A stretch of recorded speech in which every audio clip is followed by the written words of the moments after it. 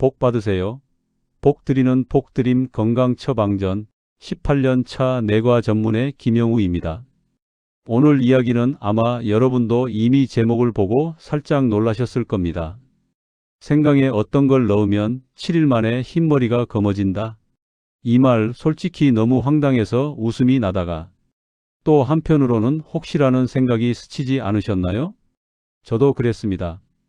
본격적으로 제 이야기를 들려드리기 전에 한 가지만 먼저 부탁드릴게요.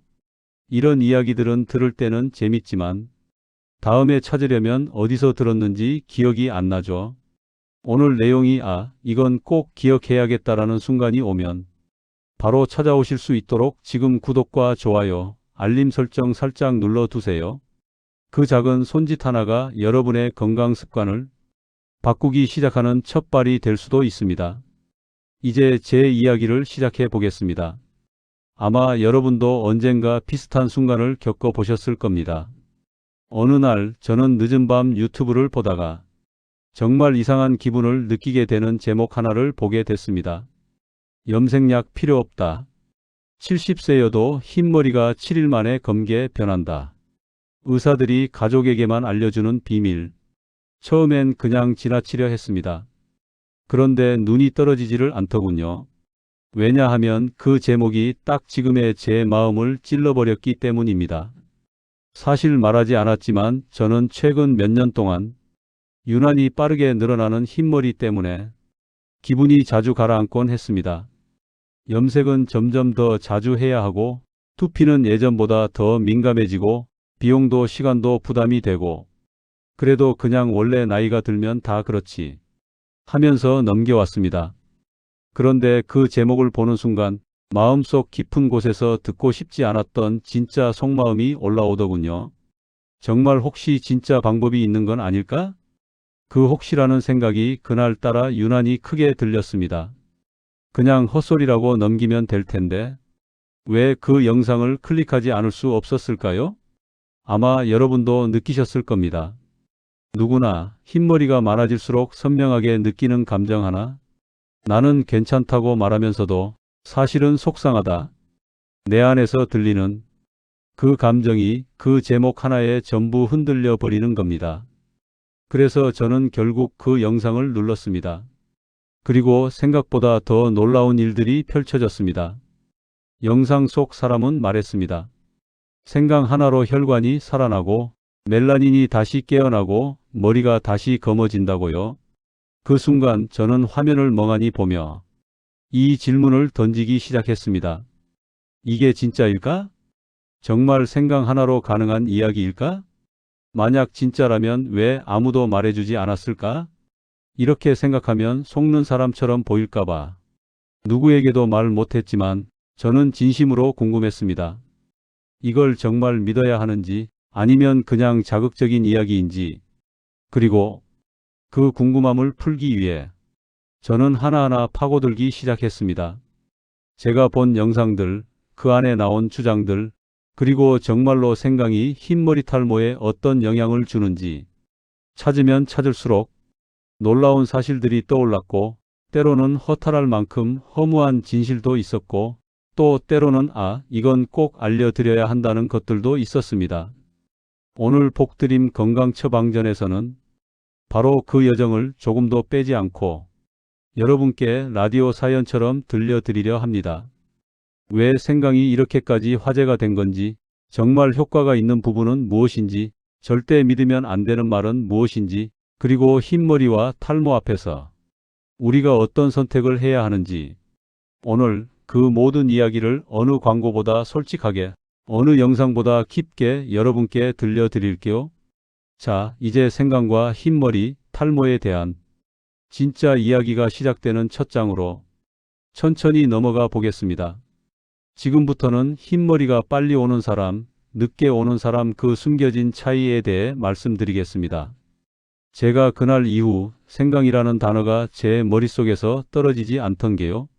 다음날 진료실에 들어온 환자분을 보는데 두피색, 모발 굵기, 혈관 반응이 전날 봤던 그 영상 장면과 겹쳐 보이기 시작했습니다.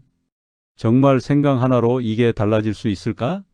18년 동안 진료하면서 한 번도 진지하게 해보지 않았던 질문을 그때 처음 던졌습니다. 그러다 문득 한 환자분 얼굴이 떠올랐습니다. 70대 초반인데 검은 머리가 유난히 많은 분. 늘 유전이 좋으신가 보다 하고 넘겼던 분이었습니다. 호기심이 생겨 여쭈었습니다. 환자분 혹시 평소에 어떤 음식 즐겨 드세요? 그분의 대답은 뜻밖이었습니다. 어릴 때부터 생강을 그냥 씹어 먹었어요. 위가 약해서 그게 습관이 됐죠. 그 말을 듣는 순간 심장 한쪽이 탁 하고 울렸습니다. 그래서였을까요? 그분의 두피는 항상 따뜻했고 염증이 거의 없었고 모근도 굵고 힘이 있었습니다. 그날 이후 저는 흰머리가 늦게 온 분들만 따로 떠올려 보기 시작했습니다. 놀랍게도 공통점이 하나 있었습니다. 바로 두피 환경이었습니다. 그때까지 저 역시 많은 분들이 알고 계신 것처럼 흰머리 나이, 탈모 유전, 이 공식에 익숙해져 있었습니다. 틀린 말은 아니지만 모든 환자를 설명하기엔 부족했습니다. 왜 어떤 사람은 60대 중반에도 흰머리가 몇 가닥 안 되고 어떤 사람은 50대 초반부터 절반 이상이 휘어질까? 정말 단순히 유전 때문일까요? 기록들을 다시 들여다보니 그동안 그냥 지나쳤던 패턴이 눈에 들어오기 시작했습니다. 흰머리가 빨리 오는 분들의 두피는 대체로 차갑고 혈관 반응이 느리고 곳곳에 보이지 않는 염증이 숨어 있었습니다. 대부분 이렇게 말씀하십니다. 두피가 시원한 게 좋은 줄 알았어요.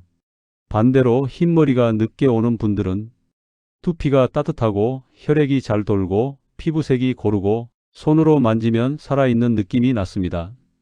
저는 스스로에게 묻게 됐습니다. 멜라닌 세포가 늙어서가 아니라 일할 힘을 잃은 건 아닐까? 의학에서는 보통 결과만 봅니다. 흰머리가 있으면 멜라닌 세포가 줄었겠구나. 탈모가 오면 모근이 약해졌구나 하고요. 하지만 그 원인을 더 파고들면 결국 혈류, 염증, 체온으로 귀결됩니다. 모근에 혈액이 도달하지 않으면 멜라닌 세포는 일을 멈춥니다. 두피 염증이 반복되면 세포는 스트레스로 죽거나 잠듭니다. 두피 온도가 떨어지면 세포는 최소한만 쓰며 겨우 버팁니다. 환자분들께 이렇게 비유하곤 합니다.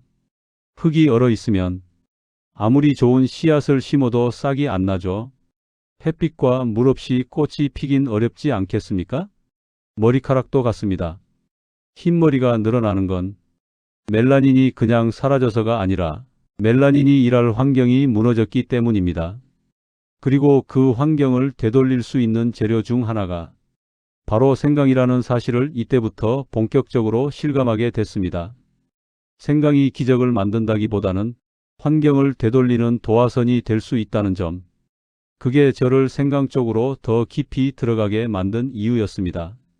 그래서 그때부터는 흰머리 탈모 환자분들께 이 질문을 꼭 드리기 시작했습니다. 혹시 생강을 꾸준히 드신 적 있으세요? 생강차, 생강청, 조림, 찌개 자주 드시나요? 놀랍게도 생활 속 생강 섭취 패턴과 두피 환경 상태 사이에 묘한 연결이 보이기 시작했습니다. 생강이 직접 머리카락을 검게 만드는 게 아니라 머리가 검어질 수 있는 조건을 만들고 있다는 것. 조건이 맞으면 흰머리 증가 속도가 늦춰지고 새로 나는 머리가 조금 더 진하게 올라오고 두피의 차가움이 줄고 모근이 다시 힘을 얻는 변화가 보였습니다. 이 지점에서 인터넷과 유튜브에 떠돌던 과장 섞인 말들이 왜 생겨났는지 조금은 이해하게 됐습니다. 아, 그래서 생강 먹고 머리카락이 달라졌다고 말하는구나. 이제 여러분도 어느 정도 감이 오시죠? 이제부터는 제가 직접 본 변화들이 어떤 원리에서 비롯된 것인지, 왜 어떤 사람에게만 반응이 있는지, 여러분 두피 안에서 벌어지는 아주 작은 그러나 결정적인 세계를 조금 더 깊이 들여다보겠습니다. 자, 이제 하나가 분명해졌습니다. 흰머리와 탈모는 단순히 나이 탓만이 아니라 우리 두피라는 작은 땅의 환경 변화와 깊은 관련이 있다는 것. 그러면 이런 질문이 생기죠. 그럼 생강이 그 환경에 구체적으로 어떤 영향을 주는 걸까? 이 많은 이야기들 속에 정말 근거가 되는 부분은 무엇일까? 저도 이 질문에서 출발했습니다. 과장을 걷어내고 남은 그래도 이건 분명히 의미가 있다고 느낀 부분. 오늘은 그 중에서도 제가 실제 환자분들을 보며 가장 자주 확인한 세 가지 작용만 정리해서 말씀드리겠습니다. 첫째, 두피의 혈관을 깨워주는 힘입니다. 흰머리가 빨리 오는 분들의 두피를 만져보면 공통점이 있습니다. 정수리가 유난히 차갑다는 것, 두피 온도가 떨어지면 모근으로 가는 혈류량이 줄고 혈류가 줄면 멜라닌 세포는 일을 할 힘을 잃습니다. 머리에 색을 입히는 공장 직원이 전기가 끊겨 멈춰버린 상태가 되는 거죠. 생강에 들어있는 진저올, 쇼가올은 이 막힌 전선을 다시 연결해 줍니다. 말초 혈관을 부드럽게 넓혀주고 혈류를 도와줍니다. 두피 혈류가 살아나면 멜라닌 세포에 다시 산소와 포도당, 미량 미네랄이 공급됩니다. 즉, 생강은 멜라닌 세포가 다시 일할 수 있는 길을 열어주는 역할을 합니다. 염색약이 아니라 전기공에 가까운 역할이죠. 둘째, 두피 염증을 잠재우는 힘입니다. 흰머리가 갑자기 늘어나는 분들 이야기를 들어보면 대부분 두피에 이런 문제가 있습니다. 가려움, 붉은기, 비듬 증가, 염색 후 화끈거림. 이건 단순 불편함이 아니라 멜라닌 세포에게는 지속적인 공격입니다. 염증이 계속되면 멜라닌 세포는 위험 신호를 받고 활동을 줄이거나 멈춰버립니다. 생강은 천연 항염 식품 중 하나입니다. 몸 곳곳에 염증 반응을 낮추는 데 도움을 줍니다. 생강을 꾸준히 드신 분들 중에 빗질할 때 머리가 덜 빠져요. 가려움이 줄었어요. 라고 말씀하시는 경우가 많습니다. 염증이 줄면 멜라닌 세포는 불 속에서 나오듯 조금씩 활동할 여유를 되찾습니다. 즉, 생강은 두피를 공격하던 보이지 않는 불을 꺼주는 역할을 합니다. 셋째, 모근의 에너지를 다시 불붙이는 힘입니다.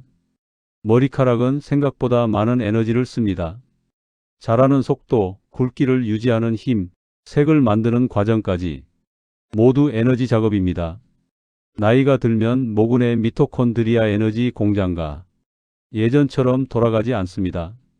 생강은 몸의 대사를 천천히 끌어올립니다. 소화가 좋아지고 체온이 오르고 말초 혈관이 열리며 세포 하나하나가 쓸 수 있는 에너지가 늘어납니다. 그 혜택을 가장 빨리 받는 곳 중 하나가 바로 두피의 모근입니다. 그래서 저는 생강을 이렇게 정리합니다. 잠든 멜라닌 세포를 다시 켜도록 연료를 공급해주는 재료. 이렇기 때문에 어떤 분들은 생강을 꾸준히 섭취한 뒤 새로 나는 머리색이 예전보다 진해진 느낌이다. 흰머리 늘어나는 속도가 조금은 둔해진 것 같다. 이렇게 표현하십니다. 정리하면 생강은 머리카락을 검게 만드는 마법 같은 재료가 아닙니다. 하지만 흰머리 탈모의 밑바닥에 깔린 두피 혈류 저하, 두피 염증, 모근 에너지 저하, 이 세 가지를 동시에 건드릴 수 있는 드문 식재료입니다. 일부 사람들에게서는 환경 회복 멜라닌 세포가 다시 움직인 부분적인 변화, 이 흐름이 실제로 관찰됩니다. 이게 바로 생강이 사람들 사이에서 이토록 많이 회자되는 이유입니다. 그리고 이 지점을 이해해야 다음 이야기가 힘을 갖습니다. 다음으로는 생강만으로는 안 되는 이유, 그리고 조건이 갖춰질 때 벌어지는 변화를 알아볼게요. 생강을 깊이 보기 시작했을 때 제 머릿속에 떠나지 않던 질문이 하나 있었습니다. 생강이 좋다는데 왜 어떤 사람은 효과를 전혀 못 느낄까? 그분들에게도 두피가 있고 멜라닌 세포가 있고 모근이 있습니다. 모근이 뭔지 알고 계시지요? 모발의 뿌리. 그런데 누구는 확실히 달라졌다고 하고 누구는 아무 소용없다고 합니다. 이 차이가 어디에서 오는지 알고 싶었습니다. 그래서 저는 생강을 꾸준히 드시는 분들만 따로 모아 식습관, 두피, 상태 질환, 체온 혈류, 섭취량과 시간, 이 모든 것을 한 번에 비교해 보기 시작했습니다. 그리고 한 가지 분명한 결론을 얻었습니다. 생강을 잘 받아들이는 두피와 받아들이지 못하는 두피가 있다. 쉽게 말하면 어떤 두피는 물을 주면 바로 살아나는 촉촉한 흙이고 어떤 두피는 아무리 물을 줘도 흡수가 안 되는 굳어버린 땅이었습니다. 그 차이를 만드는 요소는 크게 세 가지였습니다. 첫째, 두피 혈관이 꽉 막힌 상태. 이미 두피 혈관이 굳어 있으면 생강이 순환 효과가 반밖에 못 미칩니다. 둘째, 염증이 깊은 두피. 두피가 빨갛고 뜨겁고 비듬이 폭발하듯 늘고 염색만 하면 타는 듯 아프고 아무 샴푸나 쓰면 바로 트러블이 나는 분들. 이런 분들은 멜라닌 세포가 살아남는 것에만 에너지를 쓰고 있습니다. 셋째, 기본 체온이 너무 낮은 사람. 손, 발, 두피까지 차고 원래 체질이 그래요 라고 말씀하시는 분들. 실제로는 세포의 에너지 생산력이 떨어진 상태입니다. 생강은 체온과 대사를 올려주는 역할을 하지만 엔진이 너무 약하면 그 효과를 체감하기 어렵습니다. 작은 불씨를 넣어도 금방 꺼져버리는 상태인 것이죠. 여기까지가 생강 단독으로는 부족한 이유입니다. 이 원리를 알고 나면 왜 같은 생강을 먹고도 누구는 정말 좋았다고 하고 누구는 하나도 모르겠다고 하는지 이유가 명확해집니다. 생강은 분명 도움되는 재료지만 조건을 맞춰주지 않으면 힘을 제대로 못 쓴다는 것. 아무리 좋은 씨앗을 심어도 땅이 얼어 있으면 싹이 나지 않는 것과 같습니다. 그래서 필요한 것이 있습니다. 바로 생강의 힘을 켜줄 스위치입니다. 두피 온도를 올려줄 것, 염증을 조용히 가라앉혀 줄 것, 기본 순환의 문을 열어줄 것. 이 스위치가 어느 정도 켜진 상태에서 생강이 들어가야 반응이 눈에 띄게 달라집니다. 제가 진료실과 상담을 통해 가장 많이 본 변화들은 이 세 가지 스위치와 생강의 조합에서 나왔습니다. 그냥 생강 하나로는 절대 나올 수 없는 변화들입니다. 이제부터는 많은 분들이 가장 궁금해 하셨던 이야기, 바로 생강의 황금 조합에 대해 말씀드리려고 합니다. 생강이 두피 혈류를 열어주고 멜라닌 세포가 일할 수 있는 환경을 만들어준다는 건 앞에서 말씀드렸죠. 그런데 그 생강이 진짜 힘을 발휘하려면 반드시 함께 들어가야 하는 재료들이 있습니다. 저는 진료실에서 수십 명의 두피 변화를 보면서 특히 네 가지 조합에서 확실히 차이가 난다는 걸 느꼈습니다. 바로 생강꿀, 생강대추, 레몬, 생강등푸른 생선. 이 네 가지입니다. 첫 번째, 생강꿀 두피의 첫 시동 조합입니다. 생강이 두피의 길을 열어주는 역할이라면 꿀은 그 길을 실제로 달릴 연료 같은 존재입니다. 아침 공복에 따뜻한 생강물에 꿀 한 스푼. 이 단순한 조합인데도 두피가 이전보다 따뜻해졌다. 빗질했을 때 떨어지는 머리카락이 줄었다. 이런 피드백이 가장 빠르게 나옵니다. 당뇨 있으신 분들은 양을 꼭 줄이셔야 합니다. 두 번째, 생강대추. 피가 부족한 분들에게 좋은 조합입니다.